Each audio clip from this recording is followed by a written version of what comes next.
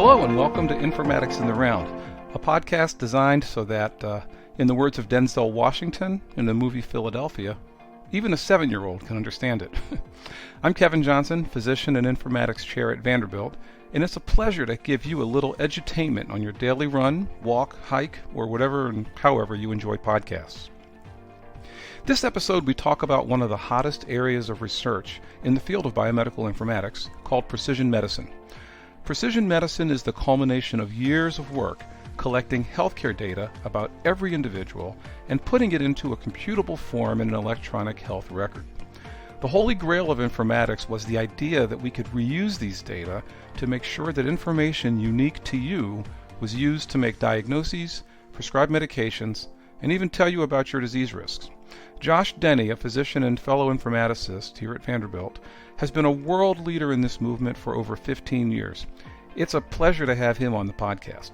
Josh has played a major role in the creation of the AllofUs initiative, formerly the Precision Medicine Initiative, at the National Institutes of Health. This is a big initiative with the goal of collecting data for at least 1 million people, including electronic health records data and genomics data, in a secure and private way, but also in a way that supports researchers around the world who are using precision medicine for research. In fact, Josh is now CEO of the AllofUs Program, which, when you hear him talk about this topic, will come as no surprise to you. He's low-key, affable, funny, and really smart. We also welcome Brian Carlson, who is Vice President for Patient Experience at Vanderbilt University Medical Center and an expert in patient-facing technologies. He knows his way around information technology and informatics as well, as you'll soon discover. Last but never least, it was a pleasure to have Rochelle Jenkins sit in. Rochelle is the Graduate Program Manager in Biomedical Informatics at Vanderbilt. She offered the practical perspective about precision medicine and helped us to break down this complex topic into much more understandable chunks. We didn't have a songwriter for this episode, unfortunately, but we have the next best thing. We have a songwriter after this episode. Okay, hope you enjoy.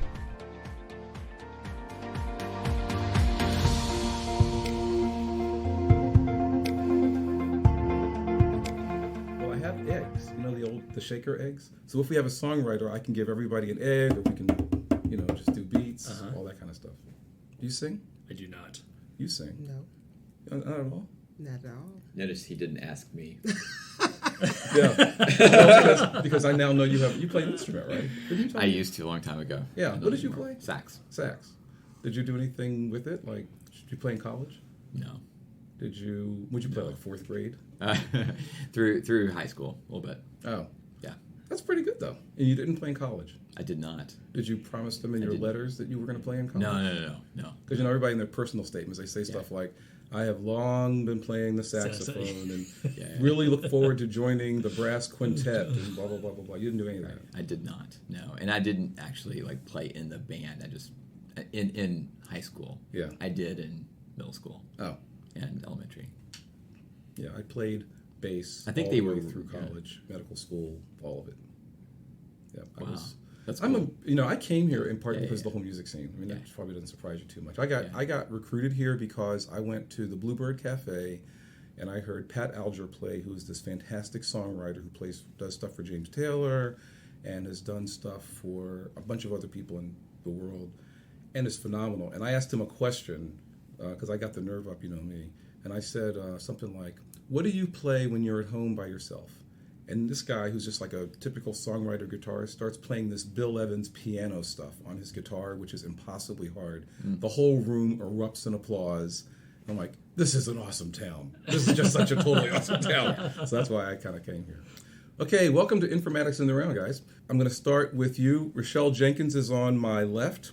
She is program manager for the Department of Biomedical Informatics here. She oversees our entire educational program. Hey, Rochelle. Hi, Kevin. You ready? I am ready. Okay, good. Next, we have Brian Carlson, who is the VP or the Vice President of Patient Experience. It's important to put that away. It is, actually. What else could VP possibly mean? Maybe a whole other podcast. Okay, we won't go there. Good. Well, thanks for coming, Brian. My pleasure. Okay. Good to be here. Yeah, glad to have you here. And then Josh Denny is here all the way from the 15th floor of the building. Now, we're actually on the 14th floor, so it's not a giant leap. But thank you, Josh, for coming down. A pleasure to be here. I'm glad to hear that we've installed a bar on the 14th floor. Yeah, don't tell. I forgot about that. So for people who don't know you, Josh, I'll say just a word. So Josh is a professor of biomedical informatics here at Vanderbilt.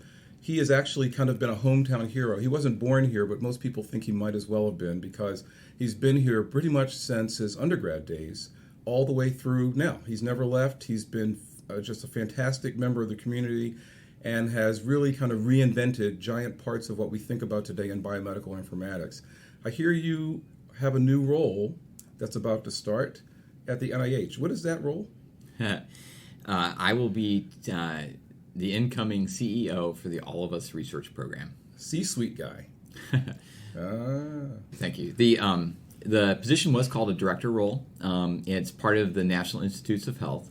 And with a few of the positions in the NIH, or National Institutes of Health, they've established CEO roles for things that are more maybe independent entities in a way in terms of how they're run and have a very focused mission, at which AllofUs Research Program is one of those. Another one would be the Clinical Center, for instance. All still part of the NIH, but that is the role. That's pretty cool. Congratulations. Cool. Congratulations. Thank you. Yes. Thank you. I'm excited about it. So you're the founding CEO.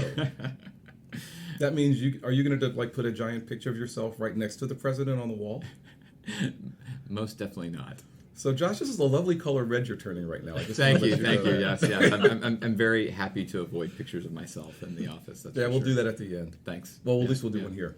You know, what I wanted us to talk about today is one of the hottest topics in the field of I think informatics. I will honestly tell you that I've gone home and tried to explain this to my parents, and they never understand it. And it's one of those things that I just feel like makes so much sense, but I'm hoping you guys can help us to sort of really clear this up. The goal of this show always is for us to have a conversation that my mother can understand. She occasionally listens to the podcast when I go to her house and turn it on. So therefore, it all works. So the topic is precision medicine. And just for the fun of it, can anybody other than you, what do you guys think precision medicine means? I personally don't know. No idea. All this time you've been listening to us talk about it. Yeah, but... You just sit there and act like you know, but you don't. No, I just had never thought much about it. That's a good answer. Yes, yep. I hadn't. I know it has to do with medicine, apparently. Mm-hmm. But what part of medicine, I don't know. Well, you are going to know now. All right. Brian. So I think of it as knowing me all the way down to my core, DNA, obviously, and being able to tailor both treatments and also prediction about what may or may not happen to me in the future. That's great. I like that answer. So, Josh, you're a doc, and I would say most patients probably would have thought you do precision medicine all the time, right? Don't you, when you see a patient, look at them and make a decision? Why is this something different than that? Yeah, I think that's a great point. And that's almost why we've moved from, in some ways, personalized medicine to precision medicine. Because I think doctors, for all time, have been trying to personalize their care for the patient in front of them.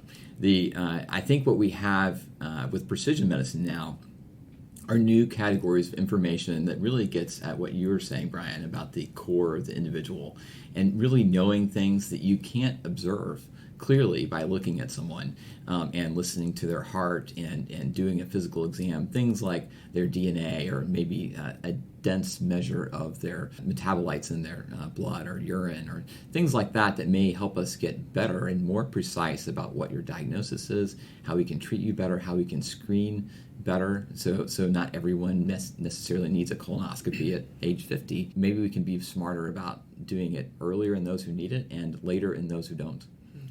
So how would you even know that I don't need my colonoscopy at age 50? Like, what about me could matter? Well, right now what we would do is we'd ask you about your family history. Yeah. That's standard of care for every physician, as you know, as a practicing physician as well. Don't rat me out like that. Sorry. So we'd ask about family history, and we have basic guidelines that would start, for instance, at 50, and then we would modify those if they have an extensive family history of certain kinds of cancer, most notably colorectal cancer. But with genetics, we have the chance to find those molecular variations in DNA that would put someone at higher risk, for instance, and would change would maybe indicate that we start screening an individual earlier. That's what we kind of know now. And as we do a lot more with precision medicine and get large cohorts and large groups of people that we can follow over time, is not only will we maybe get smarter, I think, about screening some people earlier, but maybe we can actually risk assess and understand who's at much decreased risk of needing things and having colorectal cancer, and maybe they can be screened later as well. I think we could probably tackle both sides of the curve and be more precise with how we care for our patients. Wow. Does that sound as complicated to you as it did before? No, I understand it better now. Really? And it makes it, when I go to the doctor, she's already done everything he said about my history with my parents, my father, my mother, my daddy having an aorta, a rupture. Yeah, I didn't know that. Yeah, before he had the cancer and died. So now she put that at 71, that happened to him. My sister had a heart valve. That's in my history. My mom and all her health issues. So now that makes sense. Listen to what Josh just said. So thank you for sharing all that. Yeah. And have they been able to say anything about how all that relates to you? It's more or less at a certain age, I'll be just tested to make sure that I don't have the same, like the ruptured aorta my dad had in his stomach. That doesn't happen to me. And some of the things that my mom has, she's had breast cancer, but, I had kidney cancer. But, all the history is there. Of my sister and, any family, grandparents and everything. You have a lot of history for somebody who's 20 years old. Oh, yeah. Well, thank you, Kevin. Appreciate that. No problem. So, Brian, do patients even understand this in general? Like, have you brought this up, and do they understand it all? Actually, yes, they do. So, we did a study here at Vanderbilt last year where we asked a group of patients 10 years from now, how will you use technology in healthcare to care for yourself? What will it look like? And the top two findings, we had over 400 participants in that. And the top two findings of it, one was that my records will be shared and be accessible by anybody. So everyone will have my data. Number two was it's personalized to me, is that you will use that data. There's an expectation that if I give you the data, you're going to do something with it, and that you will be able to alter or prevent something from happening. So yes, I think patients are getting it.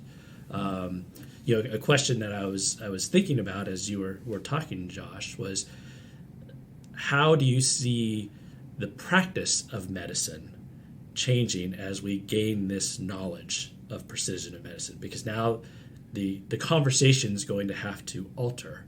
And what I hear from patients is it's all in that communication. It's in that delivery. And how do you deliver that message of now you have this information, what do you do with it? That's a great question, and it's a big one. I think when we started planning for the AllofUs Research Program, which used to be called the Precision Medicine Initiative, one of the things we realized is the first part of what you said is information portability. So the ability for a patient to take their medical records from one place to another is something that was really hindered. And actually, one of the things we started with is the ability working on standards and protocols to have portability of information. I'm very interested in that as a researcher in the space because you really need lots of data. We found incredible power here at Vanderbilt in partnership with other networks across the country of using the electronic medical record as a discovery platform to ask all sorts of questions. You can ask questions that are never really answered in traditional trials or cohorts, like how does a medication work? And we've been able to do some work there that, Brian, has been implemented in our clinical care and is actually improving outcomes and, keeping people from having heart attacks and dosing their anticoagulants better and things like that. I think that rich source, that was part one, is making that, hopefully, that data more liquid, so to speak, to flow from one place to another if you happen to change healthcare providers. So I have to ask a question, because you said two words that I imagine not everybody knows: standards and protocols. Tell me, yes. What are you saying about that? In the case of sharing electronic medical records, you could go back to the old days of taking a sheet of paper, and you could take a sheet of paper, everyone can look at it and read what's on it. And when you think about taking electronic medical record, each of these different companies that makes an electronic medical record may internally represent it its own way.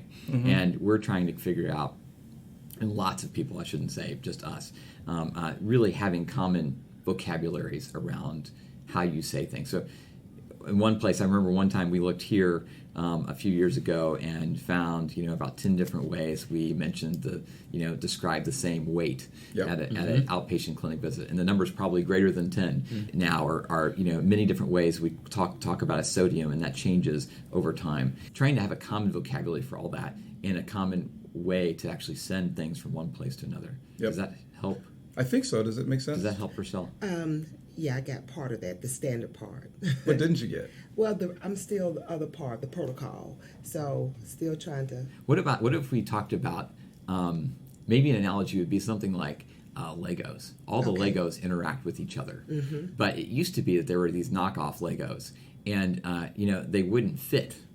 And so there were Lego brand, and there were the counterfeit Legos, and you couldn't actually put them together.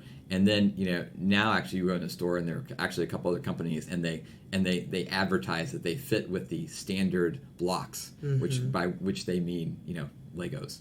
Okay. And you can actually put these two different companies' products together, which you didn't used to be able to do. This is the kind of example you get from a guy who's got multiple children. It's all about the Legos. So how about, would a protocol be like a recipe?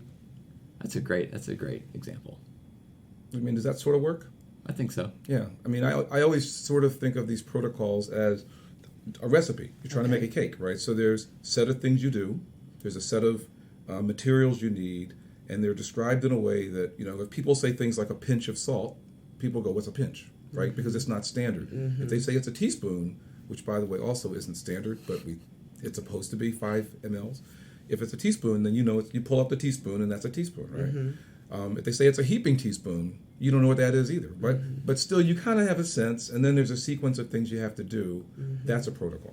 Okay. So when we say a protocol in medicine, it means here's all the things here's the grab bag of stuff you could use, here's a sequence in which it could occur, and then here are all the outcomes, right?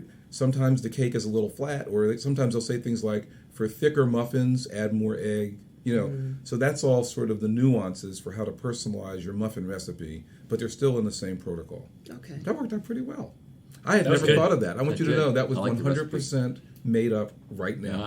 Right. Yep, well done. Very good. So you mentioned AllofUs, and that sounds like this sort of wonderful green pasture with lots and lots of opportunity. You could run wherever you want to run and do whatever you want to do. What is it really? It is all of that. It is not. That's why they need a CEO of it, because it's so easy. No, go ahead.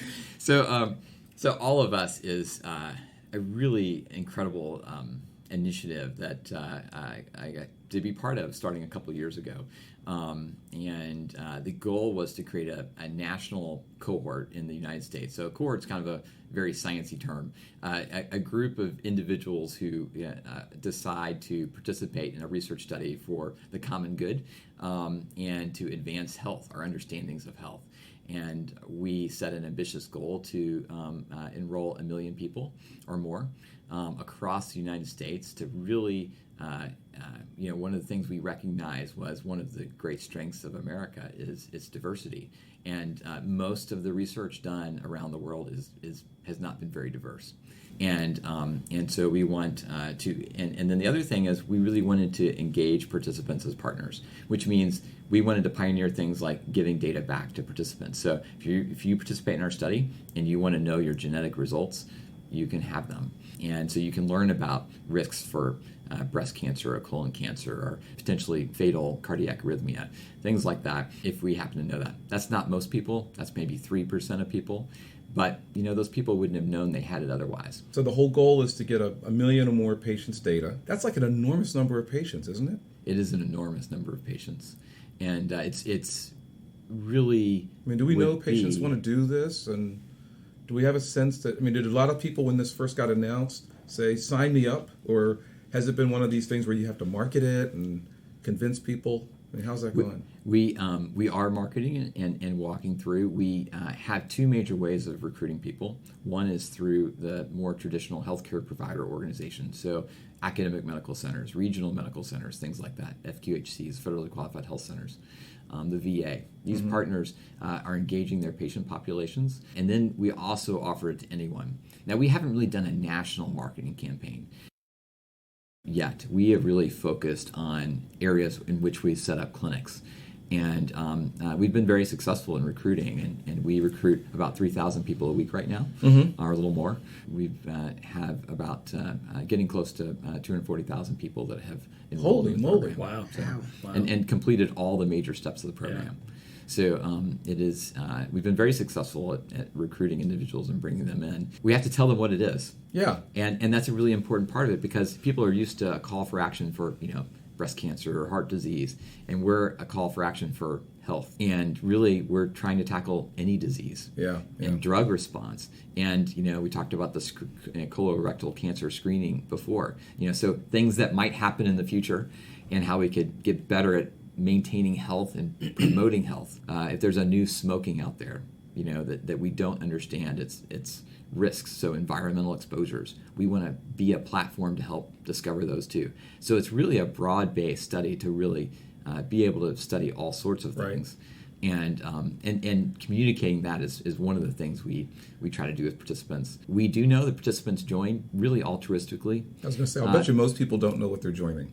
Yeah, they about 90% of them say they would join regardless of whether or not they're going to get information back. The information back is a motivator, and they're excited about getting information back for sure. And that's a differentiator for our program, because really most research studies don't give you anything back. I was telling my 7th grader about the AllofUs program. You know what his question was? How's it different than 23andMe? Great question. I get that a lot, actually. Before you answer, I have to find out. Have you heard of 23andMe? I haven't. All right, what's 23andMe? 23andMe is a DNA test you can take. You swab in your mouth, you send it, and they send you back a whole profile. Now, there's the ancestry side, of which I have a story about that. It's really cool. And then they also give you, you have wet earwax or dry earwax. Right. So some of it's very... That's deep. It's deep. You're right. I do. But it also tell you have the gene for the BRCA gene. So it'll tell you things like that as well. So the BRCA gene is the breast cancer, ovarian cancer syndrome gene.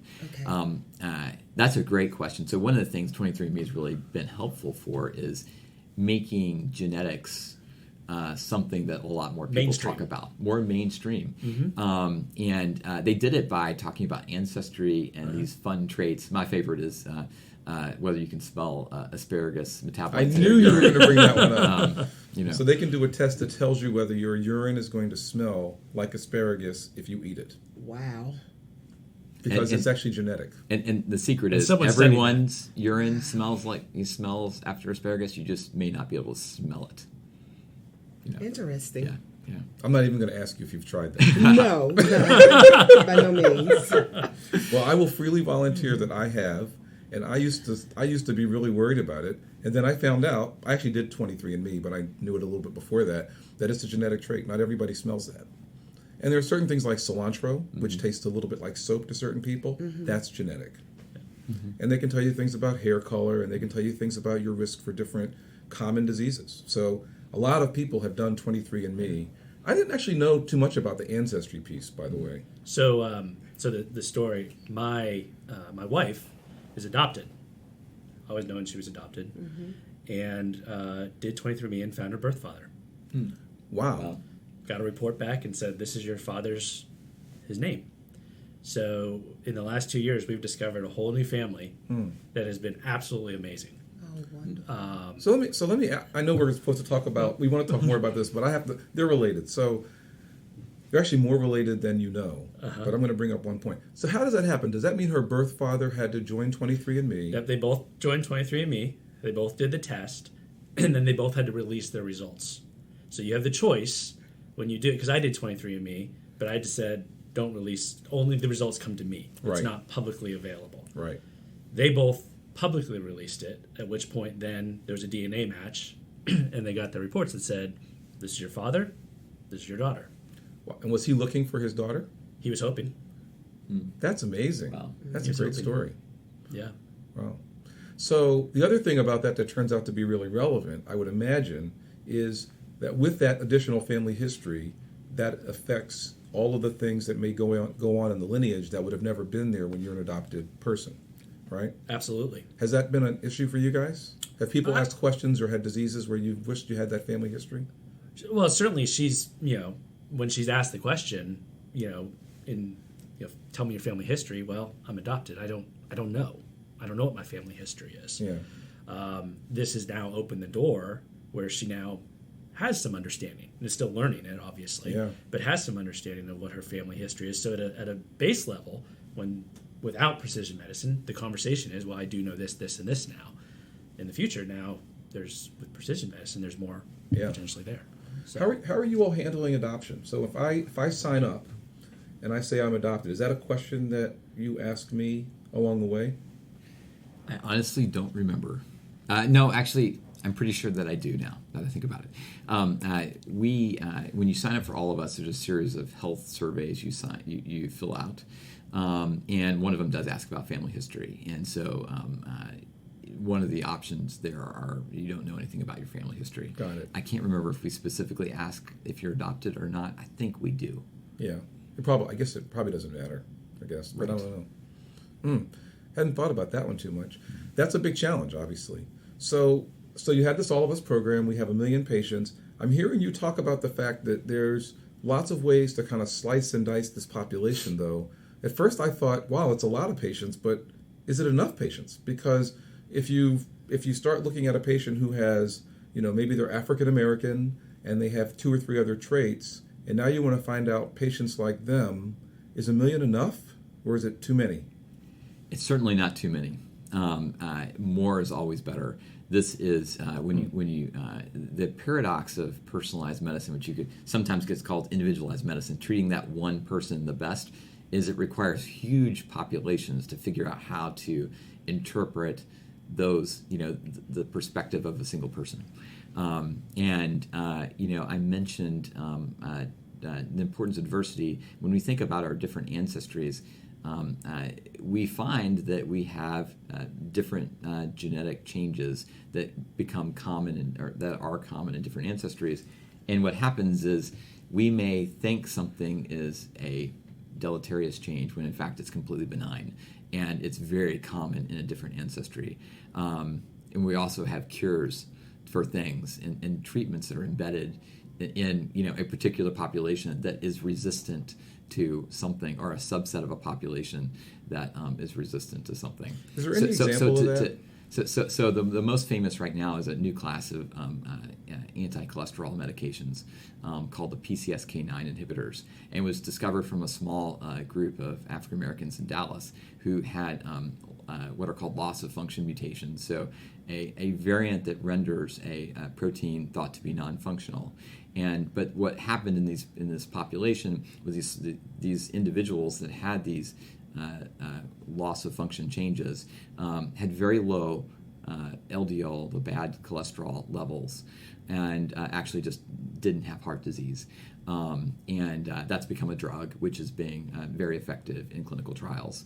And we think that this story, and there actually are a few other emerging stories along the same vein around other kinds of diseases and other cholesterol variants.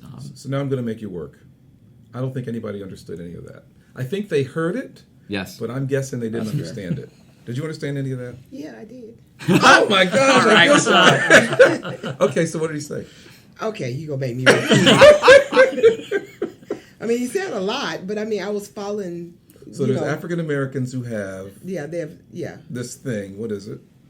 Okay, they did a test, Right. and it was related to cholesterol. Right. People with low cholesterol or whatever. Low levels. LDL. Uh-huh. Yes, absolutely. So now I got the train of thought. But at any rate, I'm putting you on the spot. No, they prescribed something to help these individuals. Right. And so. Okay, so to a degree, I help got me, it. because I am pretty sure there's a way to say that we can help everybody get it. So there are these African Americans, and what happened with them? So you found a population of African Americans in this study that had really low cholesterol and no heart disease, basically. And they found that there was a genetic change that caused that. And through a series of steps in investigating that change, it's become a drug that everyone can take and take that benefit that a small number of individuals had, and the whole population potentially that is at risk. It becomes a medication that they can take. That's amazing. So you basically learn from the people who don't get the disease, and then you identify a drug that basically targets whatever was in their genes to make everybody else act like them genetically. Correct. Wow. Amazing stuff. So is that what you think of when you think of precision medicine? Is that the future? That is one of many parts of it. Yes, that is one of the things. That's one of the things I think will be is a real potential for all of us to really advance the ball and learn about lots of diseases. The other thing I think of is, most of our cohorts, you talked about 1 million people, most of our cohorts that we have collected are really focused on certain diseases or disease classes. And we have very intentionally made this about health. One of the big points of information we're collecting are electronic health records, which increasingly have a really robust amount of information about all sorts of disease and drugs that people are taking and laboratory values and whether those drugs work or not, and whether you had a side effect or you had to switch and you're on that third depression drug before it actually took effect. So what I'd ask you though, I'm hearing from the federal government, and I'm sure you guys are reading all this stuff too, that there's legislation that's coming out to try to stop the blocking of information in electronic health records. So are you saying that it's going to be, or that it is now easy to take the electronic health record data around the country and create all of us, or is that another challenge that we have to deal with? It's a huge challenge. There is not a research set that I know of that has unified a bunch of electronic health records all across the country into one spot for research outside of all of us. And our teams here at Vanderbilt and Columbia have been working, and then all the different healthcare providers that are sending data are working really hard to put these into common formats that make sense to people. We are getting the data out pretty effectively for the healthcare centers that are part of all of us, but it's still a lot of work to put them in the same common, understandable format. Would this be something that researchers could subscribe to and use in the future to test their theories against? Is it going to be open access? One of our core values is to create a very broadly accessible research resource for the world to come in and do research with. Test against it. Yeah. Mm-hmm. So Brian, you are patient experience czar, and we want to get all of our patients to join all of us. What do you think? Are they going to be willing? Are they going to say you're crazy? Are they going to have concerns? Yes, and yes. Good answer. I think that it is, to Josh's point earlier, I think that there is a segment of our population that's altruistic. I want to help humankind get better, and I'm willing to give my data to that. I think there's another segment of our population that's skeptical to say, how is this data going to be used potentially against others? How is it going to be used in the wrong ways? Right. And then I think there's another that's wholly individual. Is it going to be used against me? Is it somehow going to come back to say, I can't get my insurance. I can't get, life insurance, let's just say. That I give this and it's identified that I have this gene, and all of a sudden, life insurance says, oh, sorry, you're more expensive now, so we're going to put you over here. So, Rochelle, what do you think about this? You have a big community of people. Do you think you could convince them to do this, or would you even do it? I kind of thinking about when I have gone in for surgery, and especially when I had my kidney cancer, and they ask for part of, they come in and they'll say, can we use this part, I guess, for research or something like that. I'm always a little apprehensive because I don't know the details. I don't know What's going to happen afterwards, Right. Is it just related to me, or is it used to help other people? Right. And so at the time, I don't think that's a good time to ask me that question when I'm getting ready to go into the knife. Because I'm focused on that, so I'm not trying to think about what's going on. It might be the drugs talking, Yeah. but I just have to ask you this question. Yeah. So it's a possibility, having more information, having more knowledge of what's it's going to be used for, then, I might consider. So I'm going to push on that just a little bit. So your family, do you think there's any way that you could get your daughter, for example, to join this based on what you've heard? Probably. Really? Maybe. What do you She's think? very strong-minded. I know. What do you think would be her concerns? She would have a lot of questions, like, what happens afterwards, So I think if it was clear information as to the processes, then she would probably say yes. So Josh, how are you dealing with all that? That sounds like between Brian and Rochelle, there's a lot of concerns. Yeah, I think they're great concerns. I mean, I think in one of our aspects is really make sure we communicate enough about the program and the protections in it that people can understand their fears. I mean, I think one of the things I hear a lot is stuff about things like insurability, or will this be used by the police or Homeland Security or something like that, or is my data private? And who will know what's happening to me? So there's a number of steps we've put into place, both on the kind of the computational side, as well as kind of the legal side, to try to alleviate some of those fears. So first off, the data, you can have access to your own data if you wish, but the data is what we kind of call de-identified for researchers. So all the obvious identifiers are stripped from it, and we take a lot of care to make sure that researchers who come in and are approved to use the resource understand that one of the things that it's completely forbidden to do is try to re-identify someone. We know that we exceed the most common standards for what it means to be kind of that de-identified data. But there are some times when you want to do things like seasonality and things like that would put you at a little bit more risk, but we protect those data more. But none of the data has obvious identifiers on it. And then another thing is we have actually protections legally against it being used by the FBI or any other sort of police groups. That's part of a law. And part of what we have a certificate of confidentiality that says that these data are research data and can't be used for other research uses. Some of the famous cases that have happened around that actually didn't have any prohibition on that kind of use of the data, where we have many sorts of prohibitions, including computational, legal, ethical, contractual, all that kind of stuff that helps prevent those kinds of use cases. Do you know which identifiers are being removed? I do. Would you mind sharing them? Well, I can't say I comprehensively know everything, but with regard to that. But clearly, it's name, address, phone number, medical record number, all those kind of number identifiers that are in there. We have two data tiers, and the one that first what we're launching with data tier that researchers can access. The dates get shifted as well. We actually remove certain kinds of diagnoses that are maybe more identifying in terms of being able to look at the newspaper and find them. Those kinds of things as well. Some things around, I believe, military service history may be part of that as well.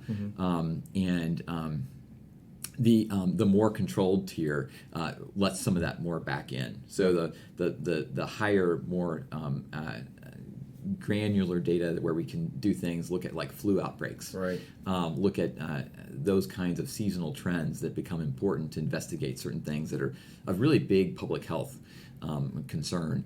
Has a little bit additional step to get it to. What does date shifting do? So date shifting is a place where if it happened on March 1st, you randomly shift a certain number of days consistent in the record. So instead of March 1st, maybe it's January 15th, or maybe it's July 23rd. And then You can tell that something happened 5 days later, but you don't know when it actually happened.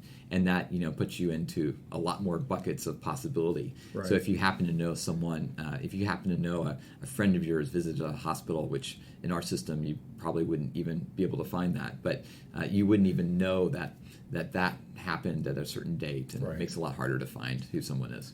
Yeah, there's one more I thought of. So we said 3, there's one more. And I think it's at a philosophical level, there are people who just don't want to know. I'd rather live today for today and not worry about tomorrow. Yeah. And there's others who say, I want to know what's going to happen Right. to me. If I want to know what's going to happen to me, I'm more likely to participate. If I'm going to live today, Yep. I may be a little skeptical of that. And that's why we really we're really careful about providing education before someone gets information back. It is a choice, and not everyone will choose to get information back. The vast majority in our all of our pilot work suggests that 90+% of people probably do want information back, but certainly not everyone does. I have patients that are part of studies I've done that just like you said, very happy to give me, very happy for you to have all my data. Mm-hmm. They'll tell me, just take it and go do good, and help mankind. But I don't want to know. Don't call me, I'll call you. Exactly, right. And that's wonderful. Mm-hmm. I completely understand. There are certain we are not returning things for which we can do nothing. So everything that we are planning to return is something that's actionable, that we can actually, you could do something. You could take a different medicine that will be effective and may not have a side effect. You can do something preventative in terms of earlier, cancer screening or something like that. Everything that we return, is actionable. And that way it's, we're not returning something that you can't do anything about. Mm-hmm. Well, this all sounds, it's obviously a giant database. As a fellow informatician, what do you think the big informatics issues are here? Like, what are the things that people don't realize make this a hard problem to deal with? There are a ton, and it's one of the real joys actually is solving problems that when we started didn't have solutions. Some of them we didn't even know there'd be problems, and many of them people thought would be impossible to solve. So people tell the people who have no idea about informatics about something Yeah. they would have imagined would just be easy, that it turns out is extremely hard. So I mentioned earlier that getting all the electronic health records in one place usable for research is something that people didn't believe would be possible. People didn't believe when we started this in 2015 and wrote kind of a big white paper for what this would look like, a blueprint, so to speak, for how to design the study. We had to argue strongly for the value of electronic health records in the first place, that you could actually use them for research.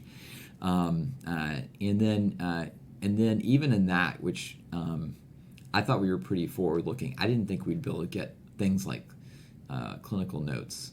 But we're not only we're getting sites to share information, we thought we might have to go ask sites every time. If you want to study heart disease, you have to go ask each of the sites to go find patients with heart disease, which is a really slow process. But we're actually being able to pull all the information together, and we're making it all look as well as we can look the same. So heart disease at institution 1 looks like heart disease at institution 40. And that's a real challenge. Yeah. And then we have simple things, even in quotes, simple things like ICD-9 and ICD-10. So these are the billing codes when you go see the doctor. Before 2015, we used to use ICD-9 in this country. After that, we use ICD-10. That's the tip of the iceberg, and that's something that has to be solved. The problem is much, much more complicated than that when you talk about a lab test or something like that.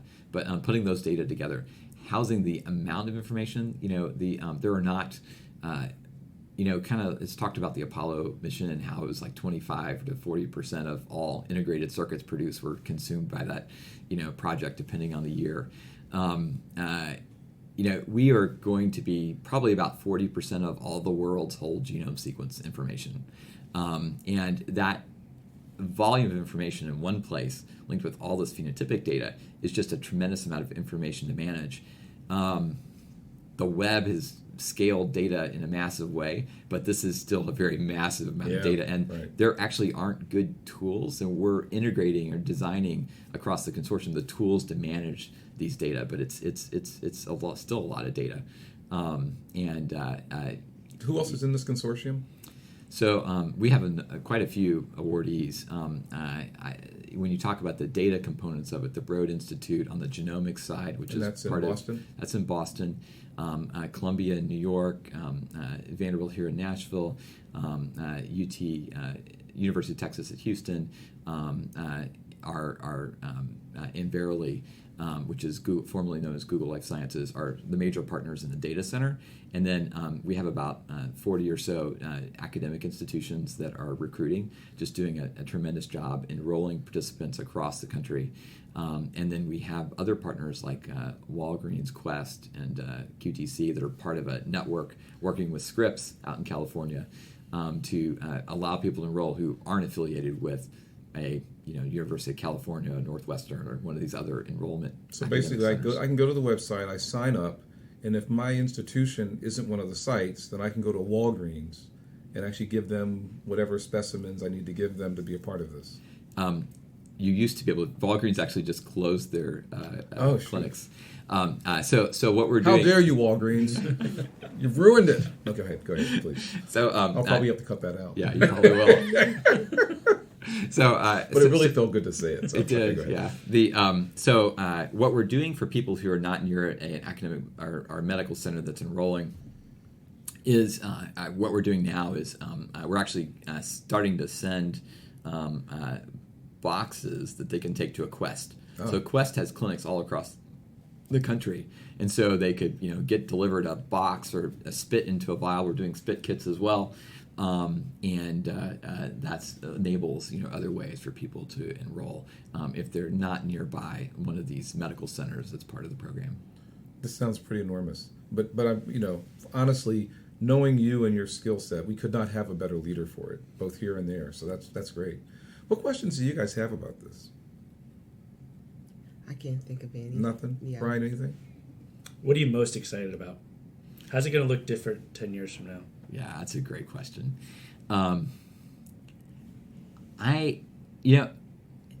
of the things that really excites me is a potential for a cultural change in how we practice medicine. Here at Vanderbilt, we've been, I think, pretty effective at taking some discovery items and putting them into practice, especially around genomic medicine. But it's been pretty hard to take off in the country. I think you could see, we're going to have all sorts of discoveries on diseases and things like that. But I think, there could be this cultural change that we just start practicing precision medicine. Like if 1 million people start having these results in their hands and going to doctors all across the country, it will start to become more commonplace that this will happen. Another thing I'm really excited about is health disparities. So we didn't talk about these numbers. That's a fancy term. What do people mean by health disparities? Yeah, so I'm closest to the genetics part of it, but it's across everything. Outcomes with cancer, survival, diagnosis, and screening are different in different populations, and sometimes that's based on socioeconomic status. It can be based on geography. It can be based on race, ethnicity, and so we don't actually understand a lot of the root causes for some of these things, and we certainly don't have great research studies to understand them. But if I talk about the one I know best with genetics, we're probably about 86% or so of all the genetic studies are done in people of European ancestry, and that hurts everyone. That's not us, by the way. Michelle's like, what? Yeah, and we can see that that hurts everyone. So that means that we can't so that we talked about the Dallas Heart Study earlier. A small population of African Americans where we found this variant and this new drug that can treat everyone, and who isn't already protected. Right. It also means that when we sequence a population of individuals who are European ancestry, and we think they have a variant that's going to cause disease, maybe it's in 25% of people who are Asian. It's benign. Right. So we don't understand this. So there are cures, there are risk variants that we don't understand, and it just means that we can't interpret variants in diverse ancestries as well. So, we know less about people who are of African ancestry and can interpret their genetics less well, but it hurts everyone. Yeah. There was an article in Science about this not too long ago that just essentially said, if all of us don't contribute to all of us, then it actually isn't as helpful. Because if the systems work the way they're supposed to, then what will happen is, those of us who don't contribute enough patients will basically get the same old average care medicine. So it's the best the doctors can do, but it won't be based on any of this new cultural revolution. And for the rest of the patients, there will be better and better and better ratios from successful to unsuccessful treatment. They'll be much more likely that the therapy you get the first time is the right therapy versus the average therapy, which may be wrong for certain populations. Is that right? Mm-hmm. Yeah, that's exactly right. Thank you. I try to listen to you as much as I can. So I guess my last question for this group in this whole space is, do we feel like medicine's ready for what's about to happen? Are doctors ready? Are nurses ready? Are patients ready? Do they understand it enough that when the doctor says, Rochelle, I see you have this particular test result, but based on these recommendations that I'm getting from the computer system, your other people in your therapy may have gotten this drug, but you need to get this other drug because of these results. Are people ready to hear that conversation and know what it means? I haven't answered this, but I'd love to hear Brian's. No, I don't think we are ready. And actually, I would challenge you, Kevin. I could think of a really cool podcast where you get some practicing physicians and ask them, how would your conversation change if you knew this versus this? What would you actually say? Yeah. How would you say it? Because it's all in that delivery. Right. That is going to, for Rochelle and I, we're going to do something with it, we're not going to do something with it. Yeah. And I also think that, just unfortunately the economics of our system, I think there's going to be, we're still in a fee for service. So there's going to be inherent fear of, well, if this, helps steer that I don't have to do this, is that less volume? Is that? Are we doing it for some other reason? Are we doing it for some other reason? Yeah. Exactly. Now, people may not talk about that, but those tugs and pulls are going to be there as this information becomes available. So no, I don't think we're ready. And I want to say that's a good point. Have you heard the phrase, I've heard this a lot, that doctors experiment on you? Yes. Right. And I do worry a little bit that it's going to be hard for us to convince people that this is not an experiment. Mm-hmm. Do you think that's an issue? Well, it takes me back to my father, because when he was a truck driver, he had to have annual physicals. Mm-hmm. He retired early, so for about 20 years, he didn't go to the doctor. One of his reasons for not going to the doctor was because my mother stayed in the doctor's office all the time, and they did nothing for her. She still had the same health issues. Huh. So as his health continued to decline, there was 3 things he told me he didn't want. I don't want to go to a doctor, I don't want to go to the hospital, and I don't want to be cut on. Yeah. All 3 of those things happened. But he didn't choose to fight to live until after he got here. And, he started going through all these health issues with the ruptured aorta, and then they found the non-small cell lung cancer. Then he wanted to live, but it was too late.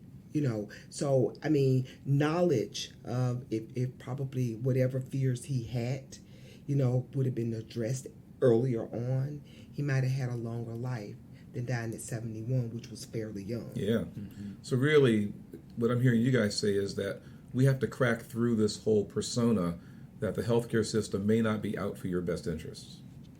And then I think, at least what I'm hearing you say, is that may be a real barrier to being ready to have novel therapies that are different than anybody else be the right therapy for you. Mm-hmm. Josh, what were you thinking?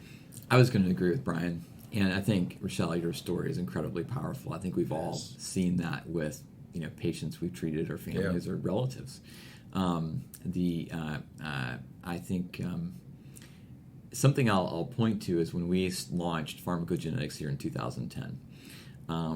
Went around and talked to small groups. This is a captive just to be clear, academic pharmacogenetics was basically when we got people's DNA and then decided which therapies to give them based on genetic variants that they had.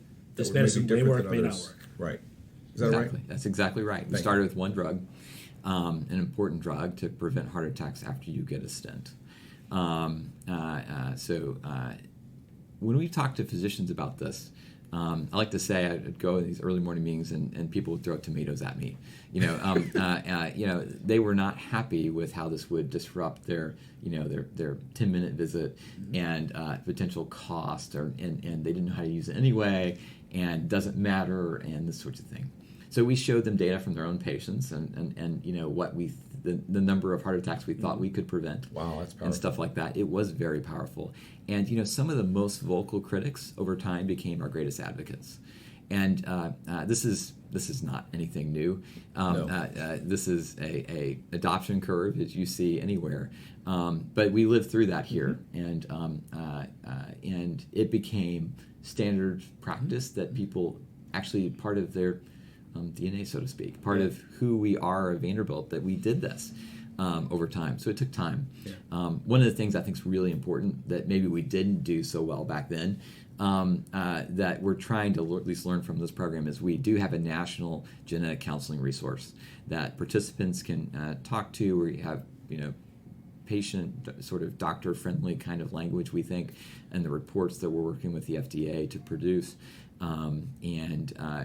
We hope to ease some of that transition. It's still going to be foreign, but there's going to be someone that you can call that's a pro at this to help figure it out.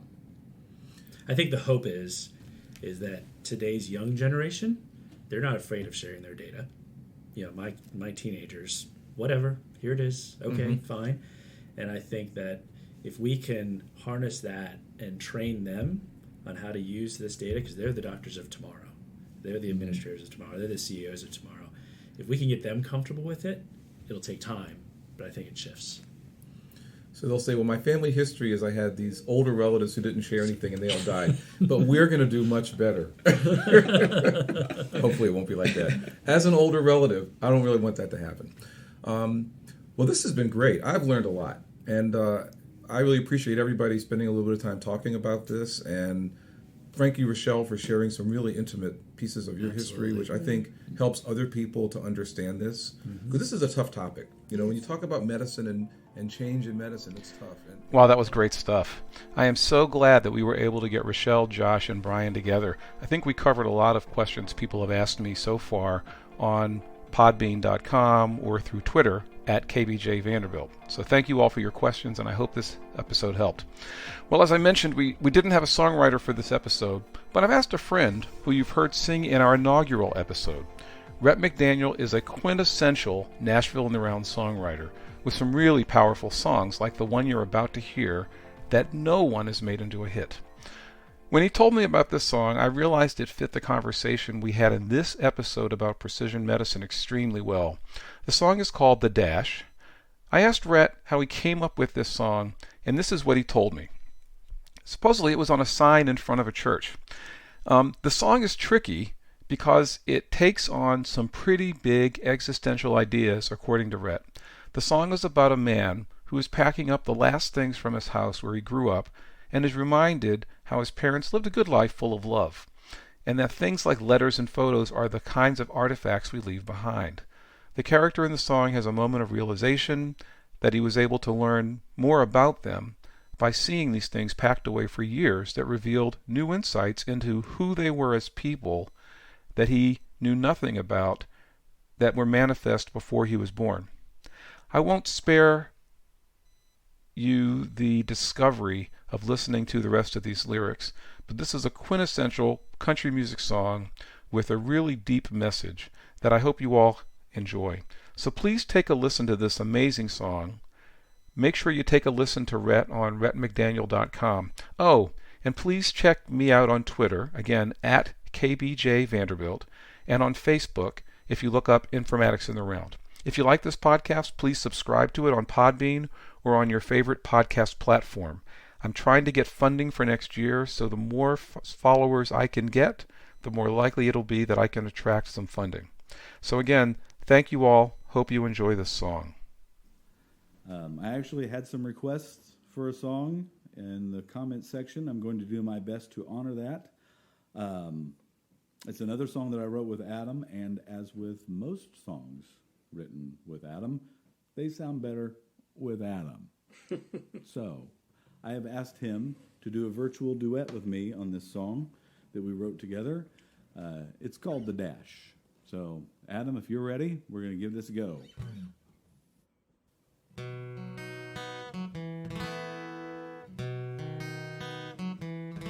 Well, I was going through some boxes in the house where I grew up when I found a birth announcement hidden with some old junk. I was born at 6:02 on the 14th of November, the son of John and Ruth, in a hospital in Denver. Neath that, a yellow clipping that announced their wedding day, next to a picture of my dad with his first Chevrolet. There was a snapshot of my mother and an airmail envelope, bound for where my dad was stationed, with a letter that she wrote. And as I looked through their things, I started to realize that being born and being buried are just 2 points on a line, and the numbers that they carve on your tombstone with a chisel don't mean as much as the dash in the middle.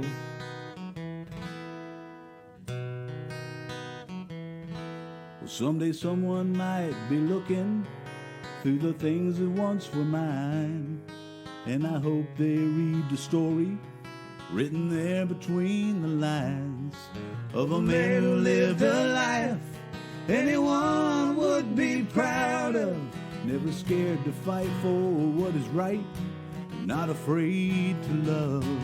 And as I look through my things, I hope they start to realize that being born and being buried, that's just 2 points on a line, and the numbers that they carve on your tombstone with a chisel don't mean as much as the dash in the middle.